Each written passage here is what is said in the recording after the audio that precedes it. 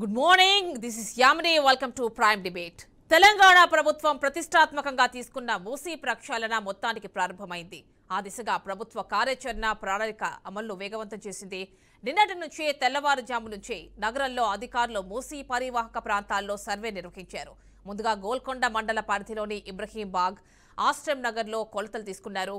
అంతేకాదు పాత బస్తీలోని చాదర్ ఘాట్, మూసా నగర్, శంకర్ నగర్లలో సర్వేలు నిర్వహించారు. కూల్చబోయే నిర్మాణాలపై మార్క్ చేస్తున్నారు. కాగా మొత్తం మూసీ పరివాహక ప్రాంతంలో 55 కిలోమీటర్ల పరిధిలో మొత్తం 12,000 ఆక్రమణలను అధికారులు గుర్తించి వాటిని తొలగించే బాధ్యతను సర్కార్ హైడ్రాకు అప్పగించింది. అయితే ఈ నేపథ్యంలో రకరకాల విమర్శలు ఇలాంటివన్నీ కూడా వ్యక్తం అవుతున్నాయి.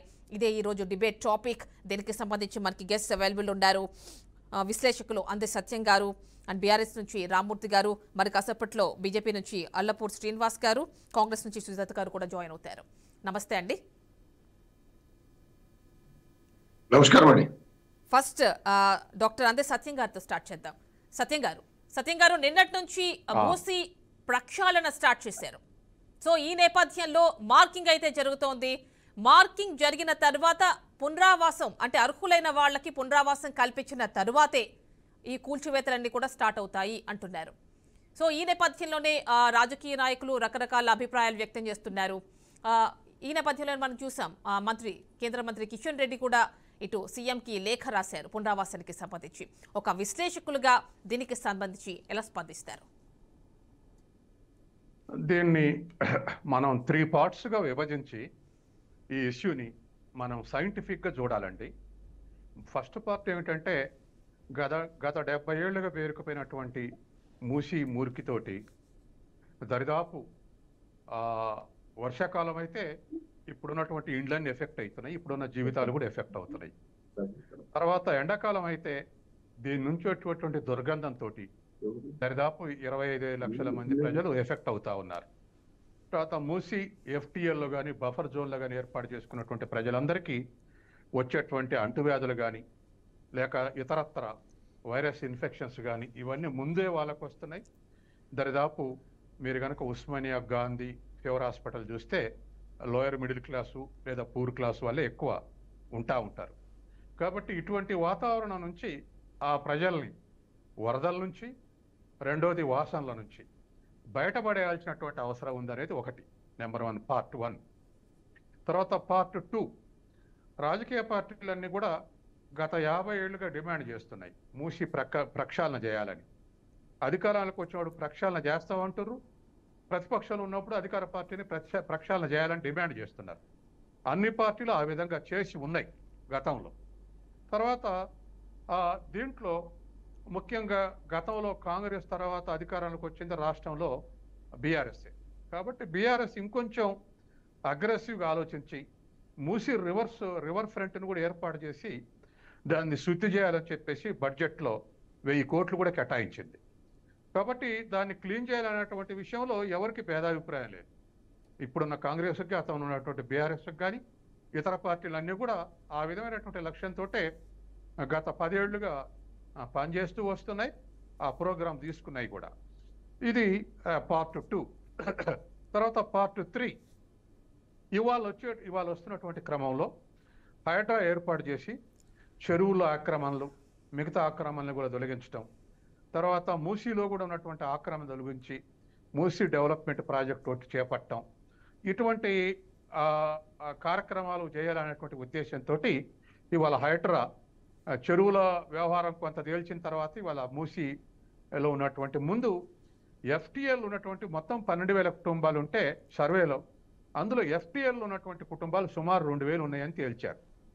కాబట్టి తక్షణమే ఈ 1,600 కుటుంబాల 2,000 కుటుంబాలను ఎఫ్టీఎల్ని ఖాళీ చేయించాలంటే అధికార పార్టీ ఖాళీ చేస్తామంటే ప్రతిపక్ష పార్టీలు అన్నీ కూడా వాళ్ళకి ఆల్టర్నేటివ్ చూసిన తర్వాతనే, వాళ్ళకి ఇళ్లలోకి మార్చిన తర్వాతనే వాళ్ళ ఇళ్ల జోలికి పోవాలనేది ప్రతిపక్షాల డిమాండ్. అధికార పక్షం యాక్సెప్ట్ చేసింది, మేము మార్చినాకనే కూలుస్తామని. కాబట్టి ఇప్పుడు సహజంగానే ఇల్లుతోటి ఆ కుటుంబానికి అటాచ్మెంట్ ఉంటుంది. ఆ అటాచ్మెంట్ ఎంత అంటే ప్రమాదం జరిగి రేపే కూలిపోద్దన్నా ఖాళీ చేయరు, అంత అటాచ్మెంట్ ఉంటుంది. మీరు కనుక కాశ్మీర్లో లోయల మీద కట్టిన ఇళ్ళు చూస్తే ఇంటి గడప దాటితే లోయలో పడతారు అన్నట్టు ఉంటాయి ఇండ్లు. అయినా వాళ్ళు అక్కడి నుంచి వాళ్ళ వాళ్ళ మేకలు గొర్రెలు కూడా మేసుకుంటూ అక్కడి నుంచి లోయల పడి చనిపోతుంటాయి రోజు. అటువంటి వాతావరణంలో కూడా వాళ్ళు ఖాళీ చేయరు, అక్కడే నివసిస్తుంటారు. అది వాళ్ళ ఆ ఏరియాకు ఆ ఇంటికి ఉన్నటువంటి అటాచ్మెంట్. ఇవాళ మనం ఒక్కసారి కారులోనో లేకపోతే మోటార్ సైకిల్ మీదనో మూసి నది మించి అటు ఇటు దాటేటప్పుడు ముక్కు మూసుకొని దాటుతాం. పక్క నుంచి పోయేటప్పుడు అయితే అసలు అట్లా పక్క నుంచి పోవద్దు అనుకుంటాం. ఇటువంటి స్థితిలో కూడా ఆ ప్రజలు మేము ఇక్కడనే ఉంటాం, మేము ఖాళీ చేయమని అంటున్నారంటే ఆ ఇంటితో ఉన్నటువంటి అటాచ్మెంట్ అటువంటిది. కాబట్టి దీన్ని అర్థం చేసుకున్నాక ప్రభుత్వం ప్రతిపక్షాలు అన్నట్టుగానే వాళ్ళని ఖాళీ చేయించి గృహప్రవేశం చేసిన తర్వాతనే, డబుల్ బెడ్రూమ్ ఇళ్లలో ప్రవేశం చేసిన తర్వాతనే ఆ ఇళ్ల జోలికి పోవటం అవసరం. ఇలా చేస్తే ప్రతిపక్షాలు కూడా సపోర్ట్ చేయాల్సినటువంటి బాధ్యత ఉంది. ఎందుకంటే ఎప్పుడో ఒకసారి ఈ మూసి సమస్యని ఖచ్చితంగా దీన్ని ఏదో ఒక విధ దారికి తీసుకురావటం అవసరం. ఎందుకంటే ఒక ఇంటర్నేషనల్ సిటీలో దరిదాపు క్యాన్సర్ లెక్క ఈ మూసి ఉంది. ఇది సుమారు 55 కిలోమీటర్లు ఉంది, 3 జిల్లాల్లో ప్రవహిస్తుంది. దరిదాపు 25 లక్షల మంది దీని మీద ఎఫెక్ట్ అవుతున్నారు దీని వెదర్ తోటి. తర్వాత ఒక్క మూసే కాదు, చెరువులు వీటన్నిటి కలిపి ఆలోచిస్తే to protect the ecosystem, to protect the biodiversity, to protect the ground level water level, to protect the cleanness of Hyderabad. ఈ బ్రాడర్ ఆస్పెక్ట్లో అనేక మంది పర్యావరణవేత్తలు కూడా దీనికోసం ఫైట్ చేస్తూ ఉన్నారు గతం నుంచి. సోషల్ వర్కర్స్ కూడా అనేక సార్లు అనేక మంది సోషల్ వర్కర్స్ కంప్లైంట్లు ఇచ్చారు. చెరువుల ఆక్రమించే మీద, మూసీల ఆక్రమణల మీద, గవర్నమెంట్ భూములను ఆక్రమించే మీద, అన్నిటి మీద కంప్లైంట్లు ఇచ్చారు. కానీ కంప్లైంట్ ఏ యంత్రాంగానికి ఇచ్చారో ఆ యంత్రాంగానికి లంచాలు పెట్టి పర్మిషన్లు తీసుకొచ్చుకున్నారు వీళ్ళందరూ. కాబట్టి ఆ యంత్రాంగానికి కంప్లైంట్ చేయడం వల్ల ఉపయోగం లేదు అనుకున్నారు. ఇప్పుడు ప్రజలకు ఒక ఆల్టర్నేటివ్ దొరికింది, హైడ్రా అనేటువంటి ఆల్టర్నేటివ్ దొరికింది. ఇప్పుడు హైడ్రా స్వతంత్రంగా కనుక్కునే దానికన్నా ప్రజలు ఇచ్చిన కంప్లైంట్ల ద్వారానే హైడ్రా ఇవన్నీ కనుక్కోగలుగుతుంది ఎక్కడెక్కడ ఆక్రమణలు ఉన్నాయని. దీన్ని ప్రజల మీద భారంగా మార్చకుండా వాళ్ళని డబుల్ బెడ్రూమ్లో షిఫ్ట్ చేసి అవసరమైతే తక్షణమే వాళ్ళ ఆ వృత్తుల్ని పరిరక్షించుకోవటానికి ఎవరెవరు ఏ వృత్తి చేస్తుర్రో, వాళ్ళ వృత్తులు ఏ ఏరియాలో చేస్తుర్రో ఆ ఏరియాలో కూడా వృత్తులకు ప్రొటెక్షన్ ఇచ్చి ఈ సమస్యను పరిష్కరించుకుంటే హైదరాబాద్ సమస్య కూడా పరిష్కారమైనటువంటి అవకాశం ఉంది.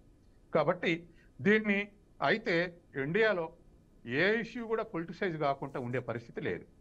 అక్కడికి లడ్డు కూడా పొలిటిసైజ్ అయింది. కాబట్టి మూసి పొలిటిసైజ్ కాదనే ముచ్చటే లేదు, అవుతుంది. అయినప్పటికీ కూడా మనం దాన్ని ధిక్కరించాల్సిన పని లేదు. ఎందుకంటే ప్రతిపక్షాలు ఎప్పుడు కూడా తప్పులు లేవనెత్తే బాధ్యత ప్రతిపక్షాలు. దాన్ని అధికార పక్షం తప్పు పట్టుకోకుండా దాన్ని కరెక్ట్ చేసుకోవాలి. ఎప్పుడు కూడా అది అసెంబ్లీలో కూడా అది ప్రతిబింబిస్తుంది. అసెంబ్లీలో గట్టి ప్రతిపక్షం లేనప్పుడు లేదా ప్రజా సంఘాలను పనిచేయనప్పుడు ఎట్లా తప్పులు చేస్తున్నాయో అధికార పార్టీలు మనం గతం నుంచి చూస్తున్నాం. కాబట్టి ఈ చర్చ అవసరమే. కాకపోతే దీన్ని అడ్డగించి ఫెయిల్యూర్ చేయటం కాకుండా దీన్ని పరిష్కార దిశగా అన్ని పార్టీలు కూడా వాళ్ళ వైఖరిని అనుసరిస్తే దీనికి పరిష్కారం లభించేటువంటి అవకాశం ఉంది. ఇది హైదరాబాద్ కూడా పరిష్కారం. అంటే అర్హులకు మాత్రమే పునరావాసం, లబ్ధిదారులకు మాత్రమే ఏవైతే ఇవి డబుల్ బెడ్రూమ్ ఇళ్ళు ఉన్నాయో అవి కేటాయిస్తామంటున్నారండి. అంటే దీనిలో అర్హులు అంటే ఎవరు వస్తారు? ఇప్పుడు మిడిల్ క్లాస్ వారు ఇందులోకి వస్తారా? వాళ్ళ పరిస్థితి ఏంటి? ఇల్లు అంటే సొంత ఇల్లు అంటే అది జీవితకాల కష్టం, వాళ్ళు మళ్ళీ నిర్మించుకోగలరా? వాళ్ళ పరిస్థితి ఏంటి? ఇప్పుడు ఒకటండి, అడుగున ఎఫ్టీఎల్ పోయి జీవించే వాళ్ళు నిజమైనటువంటి అర్హులే. ఎందుకంటే ఎవరు కూడా బయట ఇళ్ళు ఉన్నటువంటి వాళ్ళు పోయి ఎఫ్టీఎల్ మురికి నీళ్ళల్లో ఉండరు. కాబట్టి 99% వాళ్ళంతా అర్హులే.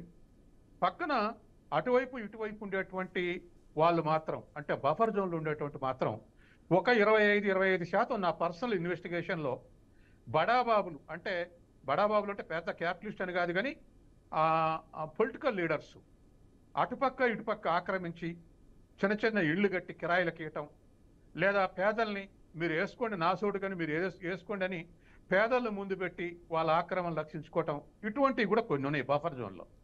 వాటి విషయం వచ్చినప్పుడు మరొకసారి ఎవాల్యుయేషన్ చేయటం అవసరం. వాటి విషయం వచ్చినప్పుడు ఎఫ్టీలో మాత్రం అబ్సల్యూట్గా కట్టినిళ్లలోకి మార్చడం, వాళ్ళకి అయిన ఖర్చులు ఇవ్వటం, అవసరమైతే వాళ్ళ వృత్తుల ప్రొటెక్షన్కు వాళ్ళు ఏ ఏరియాలో ఏం చేసి బతుకుతుర్రో అటువంటి ఆల్టర్నేటివ్ కూడా సూచించేటువంటి.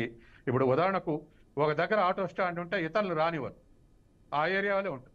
ఇట్లా షిఫ్ట్ అయినటువంటి వాళ్ళకు ఆ ఏరియాలో కూడా అలో చేసే విధంగా మార్చాలి.